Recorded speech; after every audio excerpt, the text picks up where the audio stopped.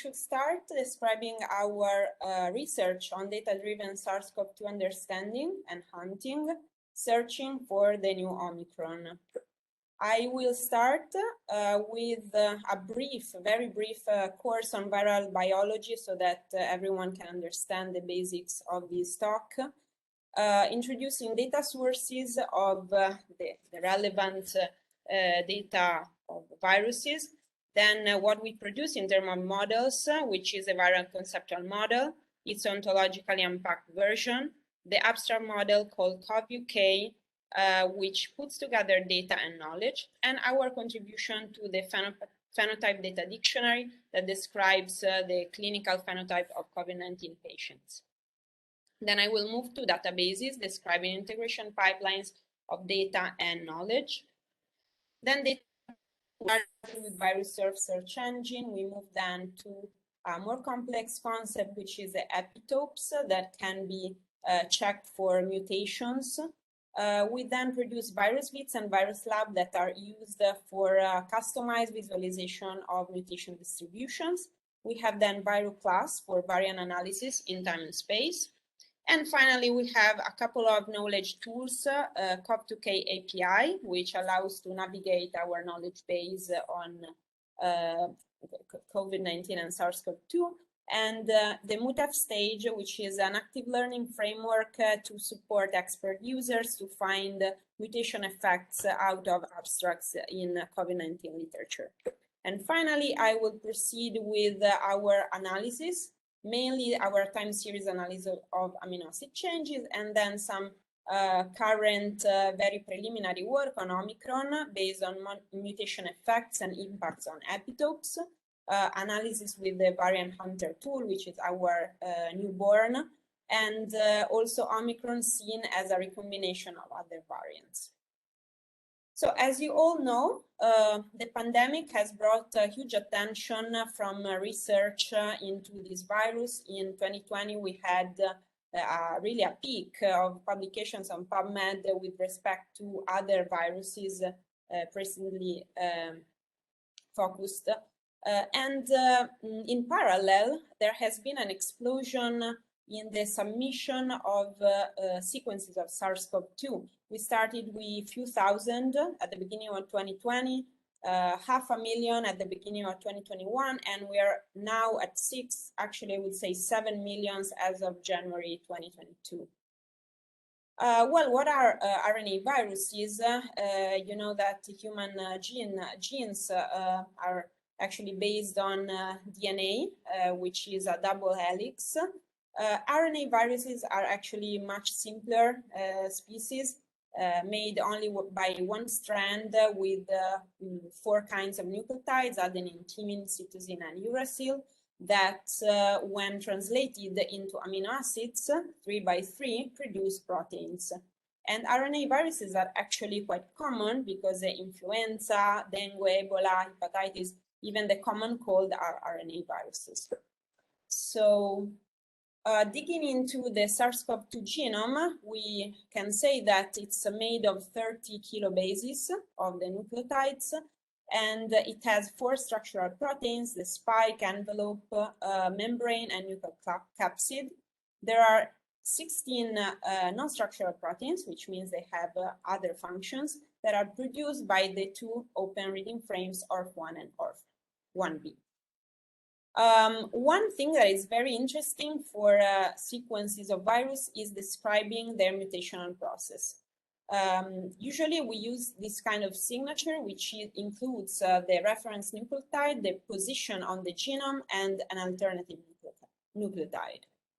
What is most important, though, for analysis is taking into account amino acid changes, which instead have a protein, because they're located on a specific protein, a reference amino acid residue, the coordinate on the protein, and the alternative amino acid residue. Why are we most interested in this? Because changes at the amino acid level do alter the protein function. And they're interesting because their effects depend on both the residue substitution, because the 2 molecules could be very different from each other, and the position of the protein, because some areas, domains, could be most critical. Also, we're interested in the co-occurrence with other changes because this leads to variants. Well, at the beginning of 2020, we didn't know much about virology, so we had to conduct a very broad requirement analysis by means of several interviews to many experts around the world. We interviewed clinicians, pathologists, veterinary virologists, molecular biologists, epidemiologists, and even experts from the private sector. And this has provided us with a good knowledge in order to think about how to provide tools that could be useful for the researchers. And here I have a bird's eye view of the models and tool suite that is in place as of now. We start from 4 data sources, and we have in place pipelines to integrate data within our databases that are based on the viral conceptual model, and now also on the knowledge abstract model COP2K.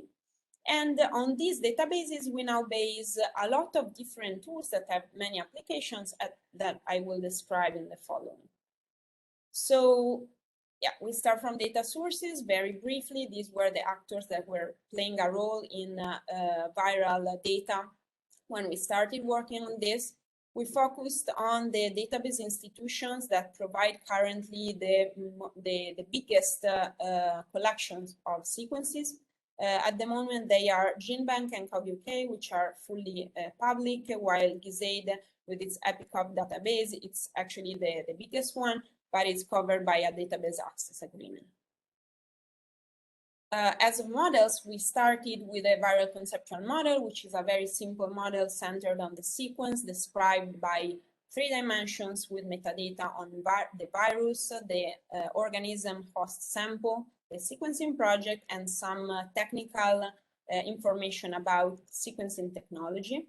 The most important part is the analytical group, where we define annotation of the sequence. These include genes, proteins, and important parts of the sequence. And the sequence is also connected to the variants or mutations along the dimension of nucleotides or amino acids. The amino acid changes only make sense in the context of a specific protein, thus an annotation. So I also made a side work that was in charge of providing a conceptual clarification of this model. We started from the very basic schema that are provided by the data sources, which is basically just a list of metadata on sequences with an end-to-end cardinality with their mutations. This is our conceptual model, and then we have a broader schema that is based on the UFO foundational ontology and used OntoUML modeling language to provide conceptual clarification of all the entities in the model.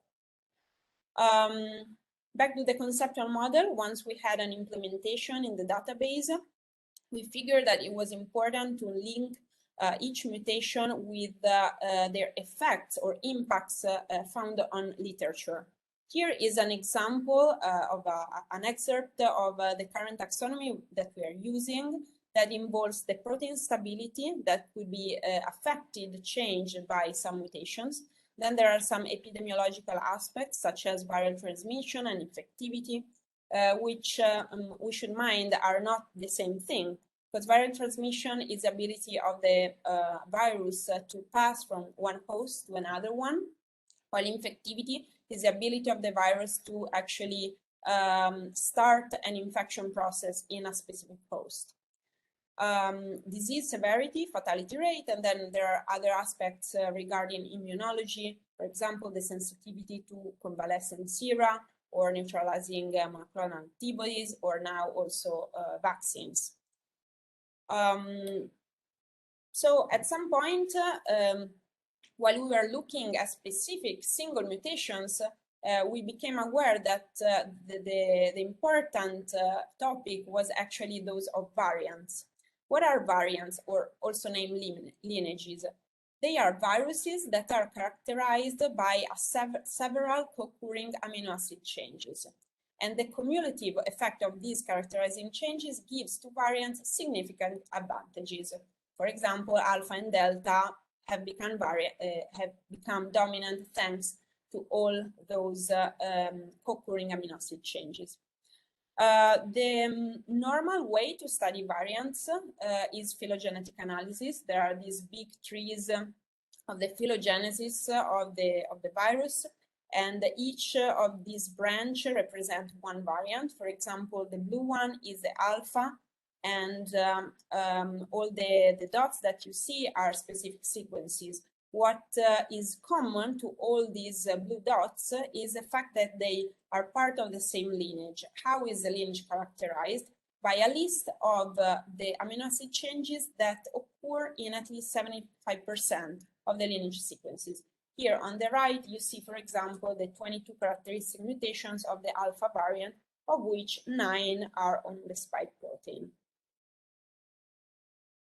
Once we started looking at variants, we also realized that there was a lot of confusion and quality issues in terms of how the variant was defined, how it was called, and most of all, how it was characterized in terms of amino acid changes. Here, for example, you see some different ways that quite authoritative sources use to call different variants. For example, at some point we realized that the word, the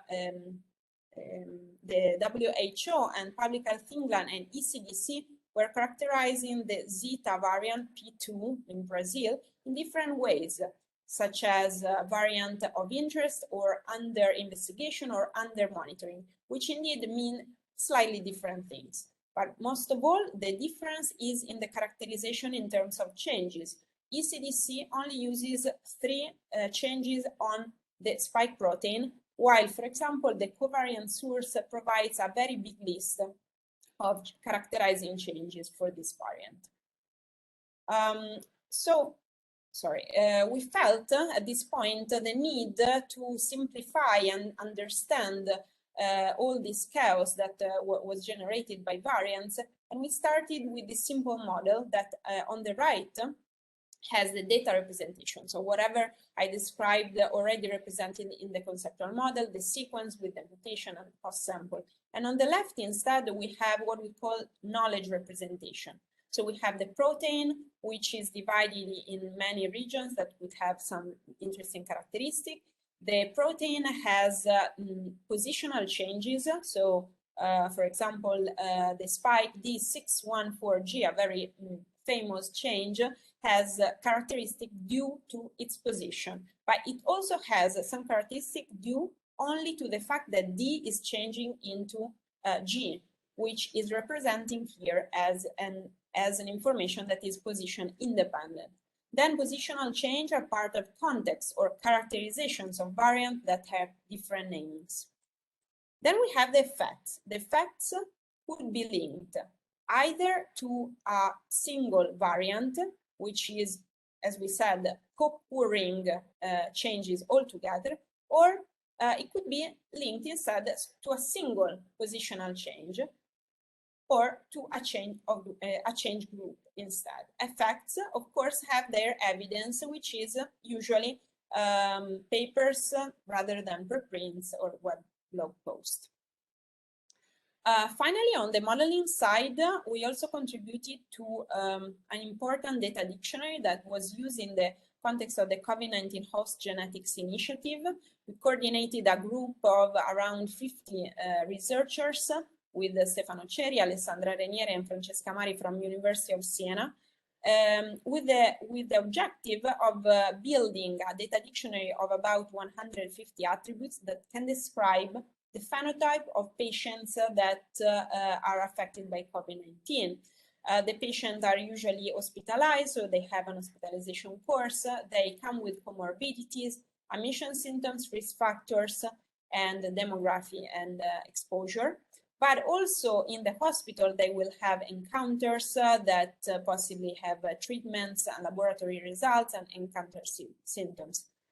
This was a very important project because it allows to link the virus sequence with all the characteristics of a host organism that is infected.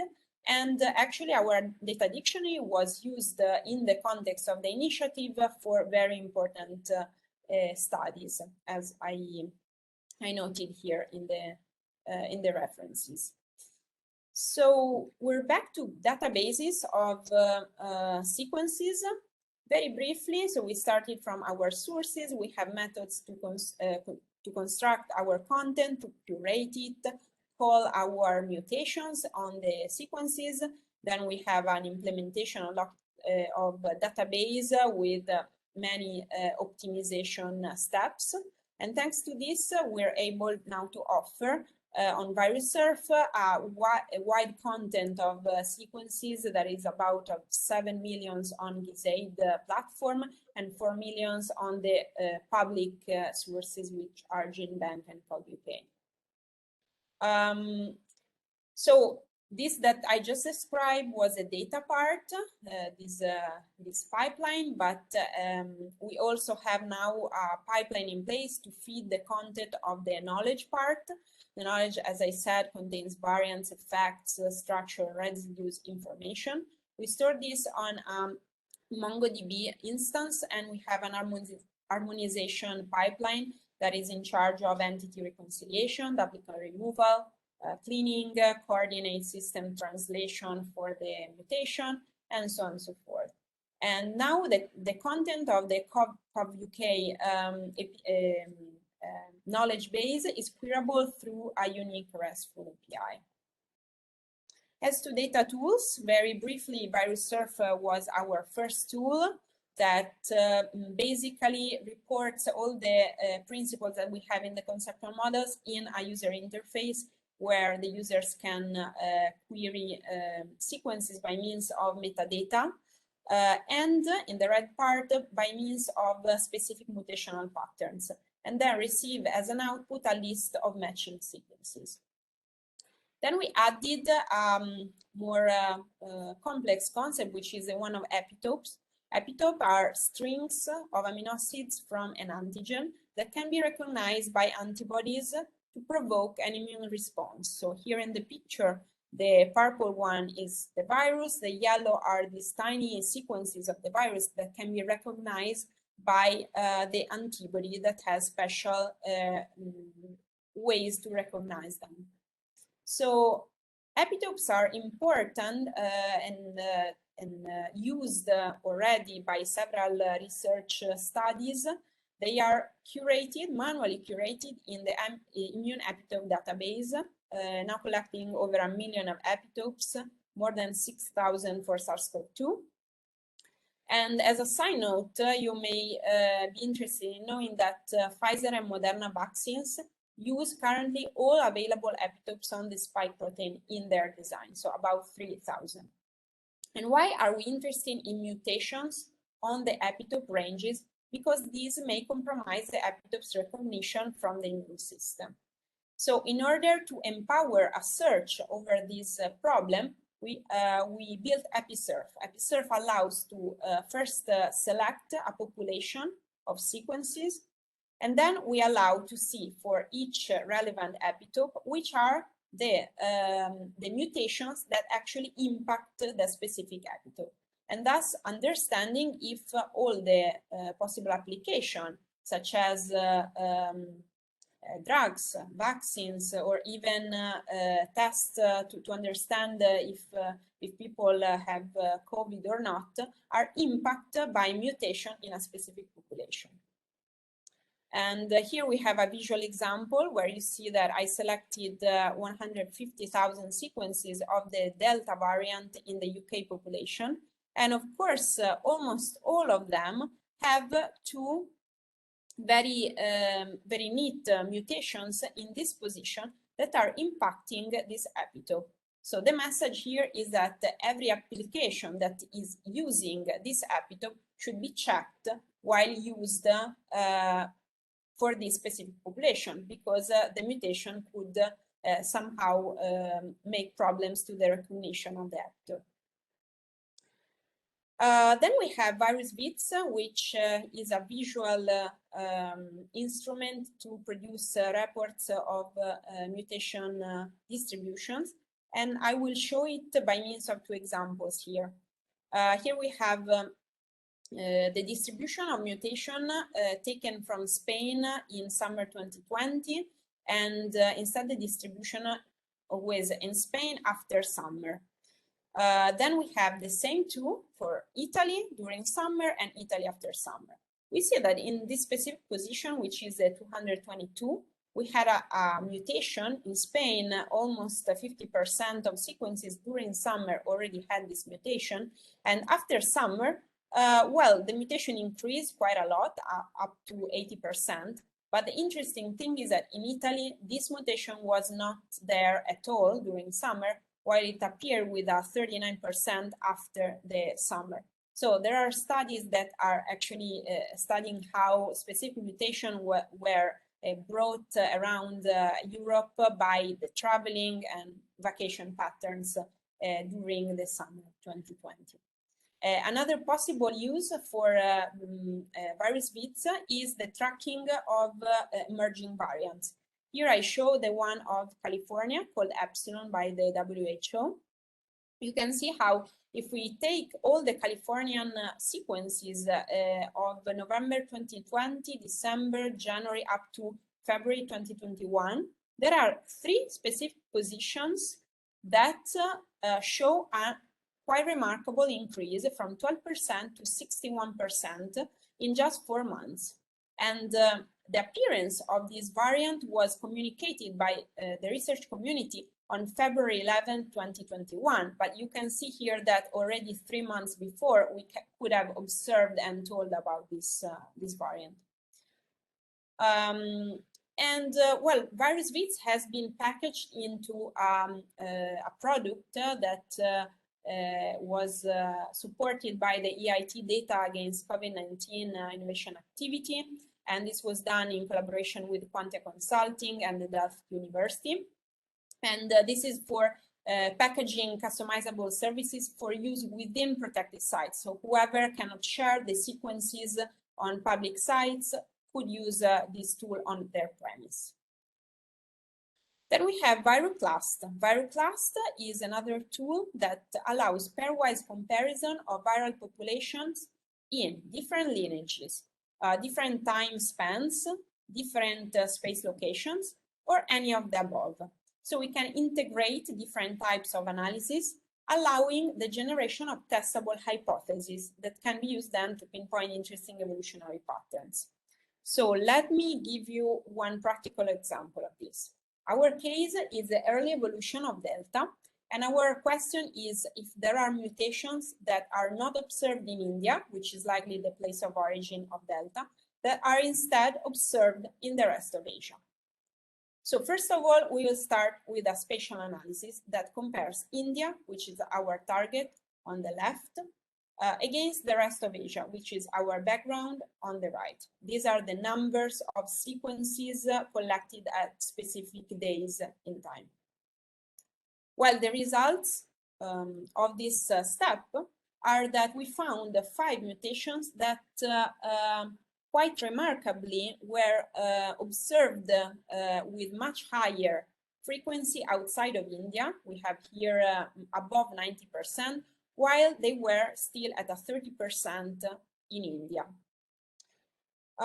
So the next step that we to deepen this analysis is a temporal analysis over 3 months from May to July 2021. And we can see that in India, which is on the left side, there are 5 mutations that never reached the 90% of prevalence, with an increasing pattern over time. While on the right, which is representing the rest of Asia, all these 5 changes, well, with the exception of G142, the first one, indeed are fixed at 90%. So then we think that these, if these novel mutations are selected and confer some advantages to Delta, they then should not be observed in other closely related variants.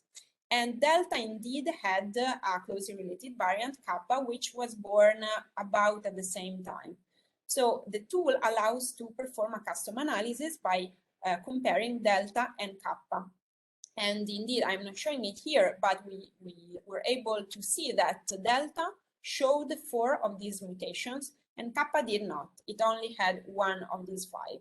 And this suggests that the acquisition of novel or even improved mutations can have epidemiological implications, as we saw with the Delta outcome. Okay, so now we have some knowledge tools. We call them knowledge because they basically query our knowledge base. COV2K API is an API to navigate the content of the knowledge base. We have one endpoint for each entity of COV2K. It can be queried without parameters, with identifier of that entity, with identifier of another entity, thereby traversing relationships, or with attribute value pairs as query filters. There is also a possibility to traverse paths of the graph with the combined endpoints.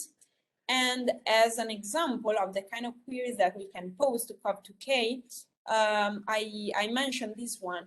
We could ask what are the characteristics of the residue changes of the alpha variant, or which are the amino acid changes of a specific variant of concern that fall within the receptor binding domain, or instead, what are the effects of the variants that include a specific change as the 614G, for example.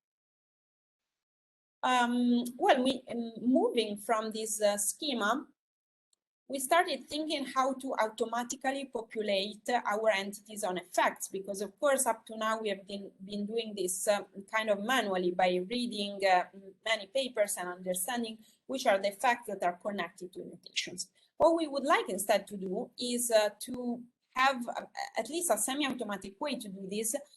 For example, if I read here on the left abstract, increased case fatality rate correlated strongly with the proportion of viruses bearing G614, I would then like to extract some more structural information, such as the signature of mutation and then the effect, higher fatality rate. So how do we do this? We started a new project that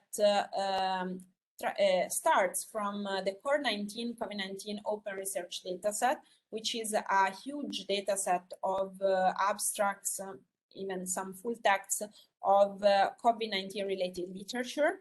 It has a lot of metadata and it represents the abstract as document vector embeddings. We do some exploration of this data set. We clean it and classify it in embedding space from with a k-mean clusters. And after this exploration, we were able to expose to the expert an interface for keyword-based search. Indexing is performed with BM25.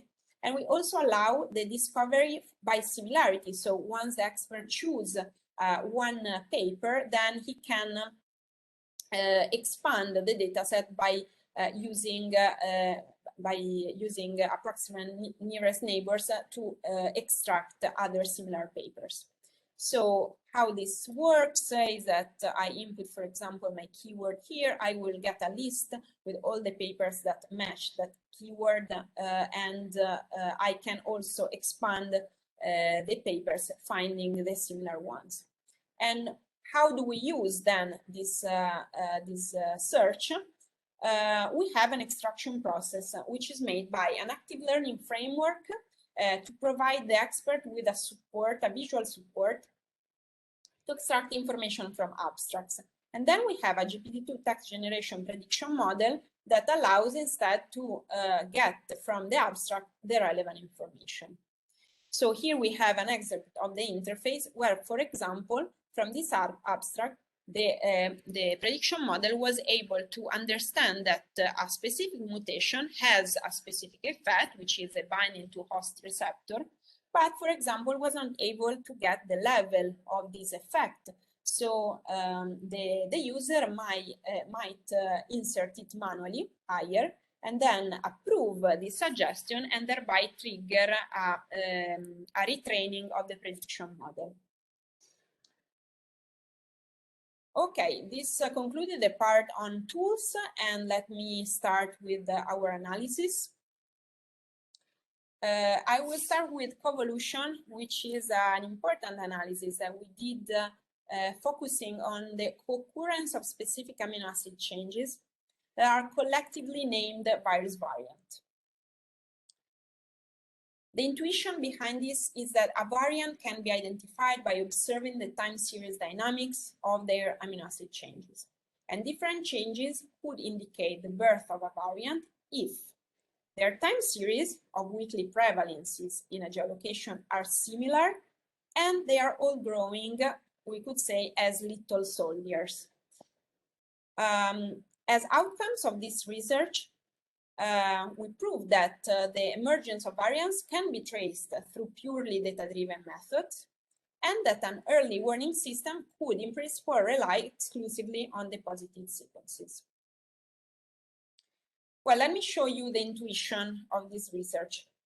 Here we have, during a span of time between May 2020 and March 2021 in the UK, we collected all the information about specific mutations in the sequences. So, for example, here, each of these lines represents the time series of one single change. Here, for example, in the spike D614G, this point means that in that specific week, about 99% of the sequences had that change.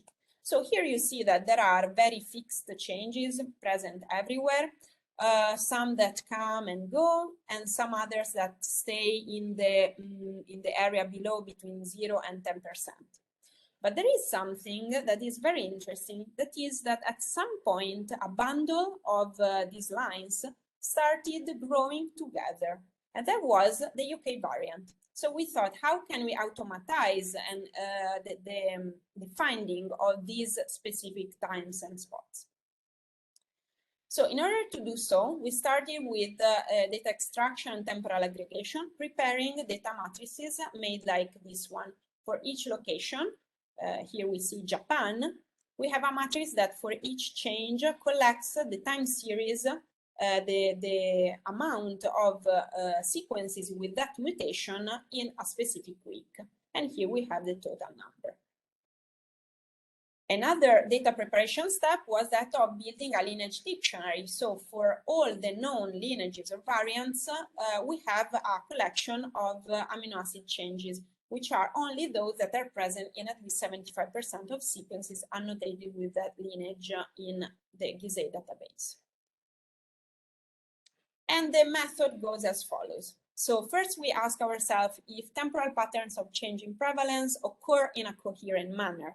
And we do so by time series clustering algorithm. So for each T, we consider the n time series of a change prevalence, observed continuously over the 4 weeks prior to T. And then we use partition time series via key medoids clustering.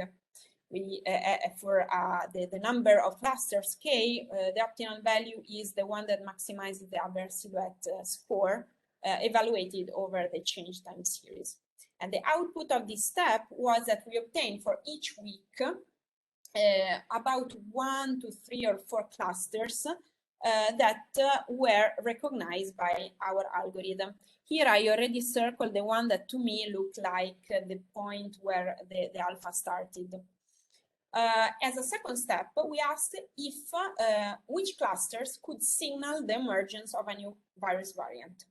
To do so, we want to identify first clusters of changes that have an increasing trend in their prevalence time series. And this is done with a non-parametric Kendall-Taubit statistic, of which we take only the ones with a positive trend. Then we want to retain only clusters that are sufficiently different from previously observed clusters. To do so, we use a simple Jacquard index to check the similarity between each pair of clusters. And the output of this phase is that we went from 34 different graphs to just 7. These are the ones that are indeed increasing and also sufficiently different from the previous ones, because the point was to find only the first time where that cluster is actually spotted.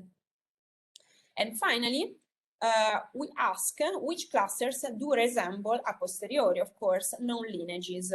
So we do so by using a cluster dictionary comparison. This is a posteriori assignment between the chain time series to known lineages, and that is why we prepared our lineage dictionary. We again apply Jacquard similarity index, this time between the cluster and the dictionary change composition. and we only keep those that resemble at least one dictionary entry above 50%. So the moment that I circled before is this one, and you can see that there was about a 70% similarity with the dictionary of the B117, which is the alpha variant. So, well, thanks to this method, we were able to derive some interesting results. Here you see some. Here we have the temporal dynamics of the alpha variant in European countries, and these specific red rectangles are the moments at which we could recognize the birth of the variant. And of course, this was very early in United Kingdom at the first week of December. Then in Italy and Netherlands, we identified this in the second week of January 2021, and then other countries in Europe followed. What we did with the United States is slightly different. I mean, the graph is different. Let me explain what it means. These circles here represent the similarity, the Jacquard similarity between the lineage that I write here above and the trending cluster of that specific state in that week. So what we were able to observe in the United States is that there were mainly three, we could say, areas. So the gray states are the ones where we didn't have enough data to apply our approach, but the orange, made of Western countries, had prevalent US-specific lineage.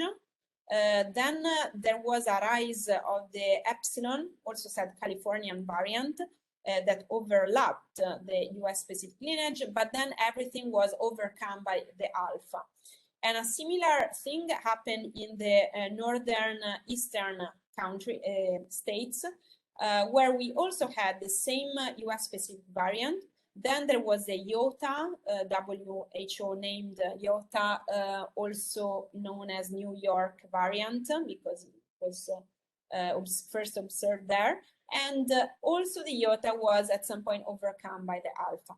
While the central states only saw the US specific lineage and the alpha one. At the end, of course, in May 2021, everyone had the alpha variant.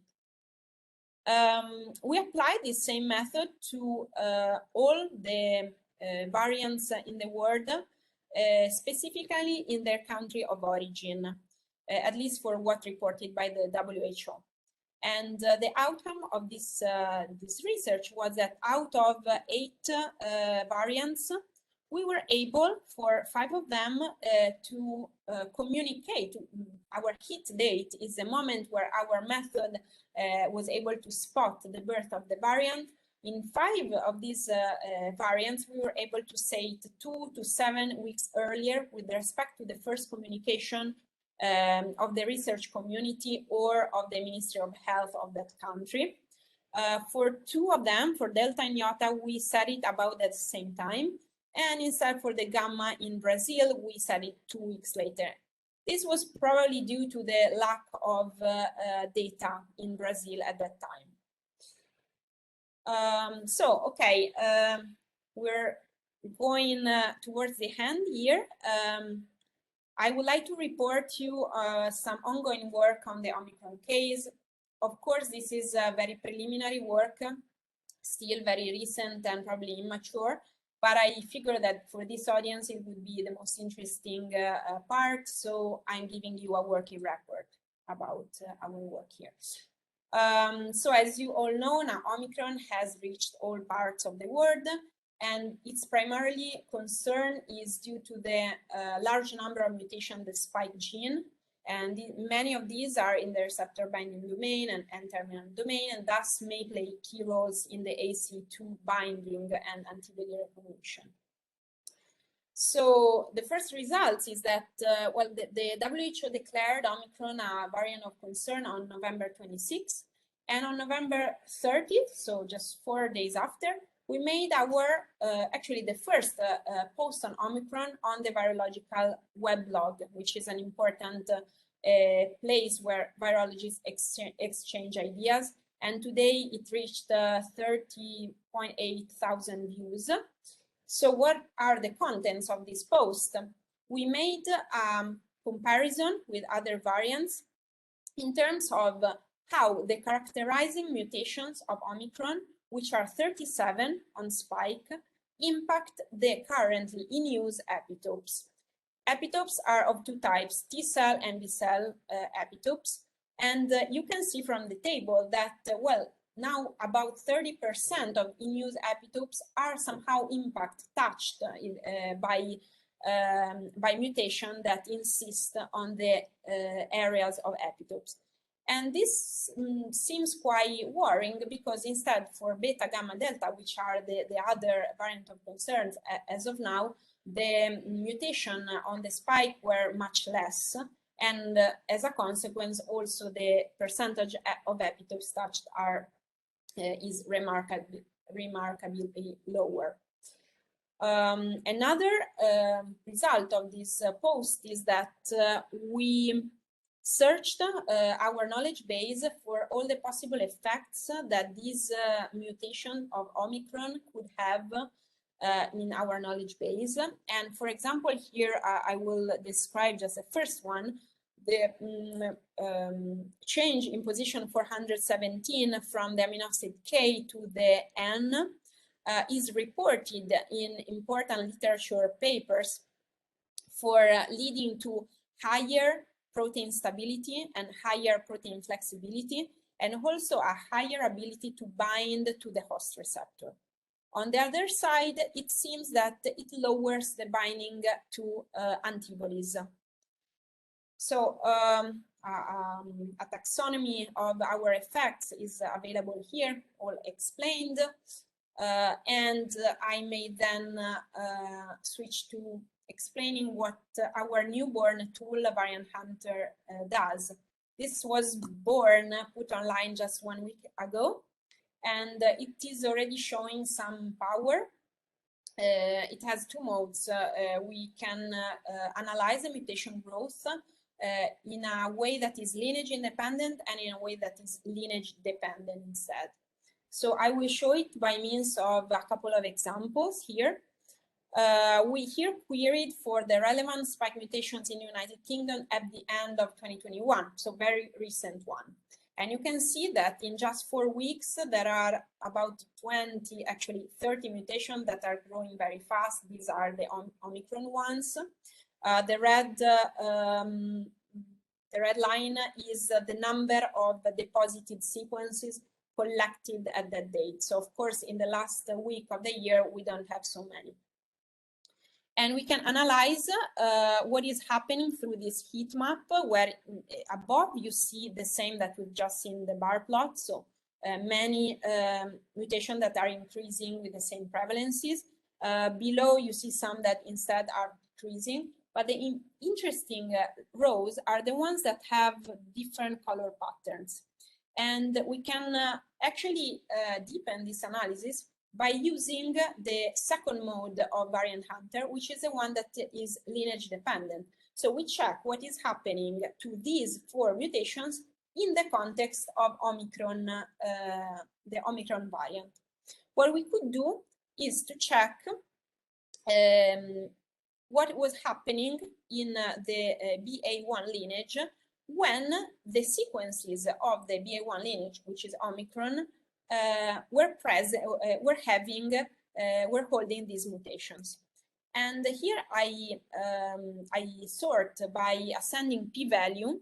Let me explain what this p-value mean. We have 3 kinds of p-values. The first shows if the population made of the lineage plus the presence of the mutation is growing differently compared to all the others. The second p-value instead shows if the population lineage without the mutation is growing differently compared to others. And the third one, which is the most important, the one that we're looking at, shows if the population lineage plus mutation is growing differently from the lineage without the mutation. And it's quite interesting that we see that these four mutations have very low p-values, meaning that there is evidence for this happening. So let's see also what is happening in the heat map. This is not the heat map of before, but the one specific for the lineage. And we see that in particular, this mutation is quite interesting. It's growing from 6% to 15% in 4 weeks. And combined with this information, so knowing that the third p-value and the heat map indicate that the Omicron lineage with the additional spike mutation are 346K, is growing significantly faster than Omicron alone. I think this is quite interesting because this is a mutation that we also found being under scrutiny for effects on vaccines and in general neutralization susceptibility. So far, we have seen that it seems from clinical studies that Omicron did not affect the neutralization susceptibility because of this mutation. But this is a pattern that should be checked in the future as well. And finally, I have an example of, this is not Omicron, it's probably you heard about 1 week, 10 days ago, about the Cameroon variant in France. They had someone coming from Cameroon holding the IHU variant. And there is a paper from French researchers that was asking for the creation of a new lineage.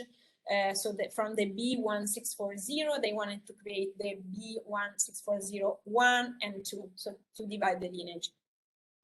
And indeed, what we found is that by analyzing the mutations that are growing faster than their own lineage, as I did before, here I checked in the whole world. So we have about 400 or 500 sequences in the whole world for this lineage.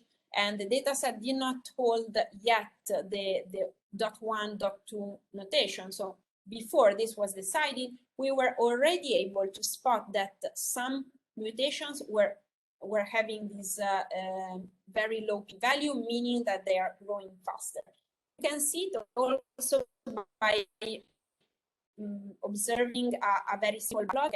Here we have very few sequences, so it's hard to tell, but the blue, green, yellow, and red mutation are exactly the ones that have a very low p-value. So they are increasing quite fast. And the interesting thing is that in the paper, the preprint of the French researchers, they do identify the two lineages, that they differentiate them by means of exactly those 4 spike mutations. So this is still very preliminary, but it's comforting to see that a tool that we've had for 1 week now, it's already showing something still exposed, showing a potential to pinpoint new variants. Of course, our hope is to be able to use this ex ante rather than exposed. And for this, we are collaborating with a researcher, Shay Fleshon, who is a consultant of the Israeli Ministry of Health that is using practically our tool in order to be able to spot these variants and to see if this can actually speed up his very cumbersome and long work that he usually does by Excel spreadsheets. So the super last thing that we're trying to do is to show that Omicron is a recombinant set of variants that have evolved over many months. And as a data extraction method, we are computing tables of triplets of sequence groups that are identified by a set of amino acid changes. These could be candidate recombinants. And the desirable properties of these triplets is that they have minimal intersection, their cardinality, the union cardinality is close to the Omicron 1, which is 61 changes, and that they are more or less balanced. So if we find 20-20-20 changes, is preferable than 55-5. And here on the right, we have an example, actually a good candidate recombinant because we have 3 groups. The first is from Botswana in December 2021. The second is from Ghana in November 2021, and one was actually of July in Congo. And this triplet has a union of amino acid changes that reaches 57 out of 61, and a quite small intersection of only 8 changes. Of course, this will need to be verified by means of phylogenetic analysis, alignment checks, and also location-date coherency. And to conclude, let me say, I hope I've shown that a data-driven approach has been successful for analyzing SARS-CoV-2 virus characteristics, also for gaining insights on his evolution.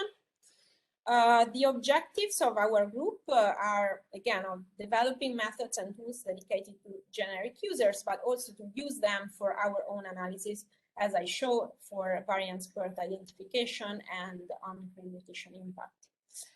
The ongoing work includes a curated knowledge graph of SARS-CoV-2 and its interaction with the host, an early warning system for variants, prediction of lineages evolution based on established co-occurring pairs of mutations, and also personally I'm doing also a research on conceptual model-driven comparison between the genomics of humans and of other species, including viruses here at Università Politecnica di Valencia.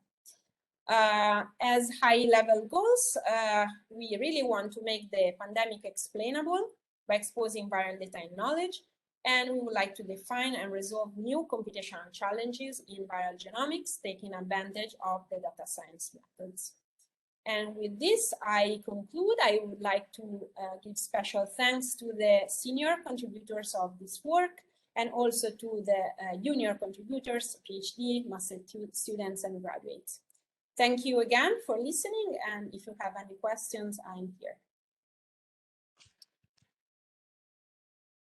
Okay, thank you, Anna, for that very nice presentation.